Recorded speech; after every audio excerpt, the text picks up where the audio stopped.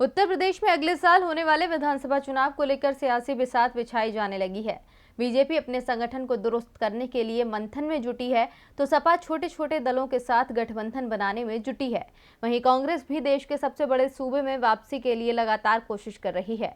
इसी जद्दोजहद के बीच सवाल उठता है कि क्या अब की बार भी कांग्रेस गठबंधन के साथ चलेगी या फिर एकला चलो की राह पकड़ेगी।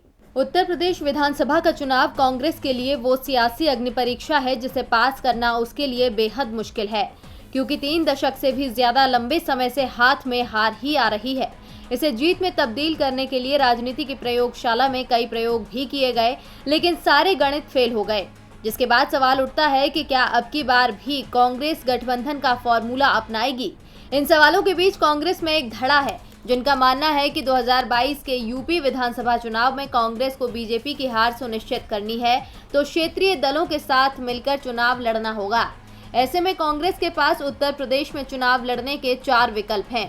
पहला विकल्प है सपा के साथ एक बार फिर गठबंधन करके चुनावी मैदान में उतरे, लेकिन 2017 के विधानसभा चुनाव में दोनों पार्टियों को हार मिल चुकी है।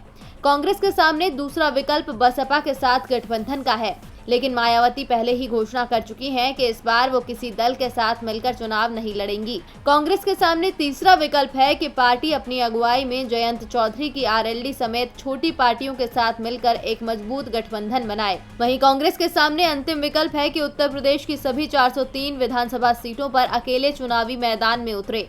इसी के साथ साथ उसे वोट बैंक को भी मजबूत करना होगा।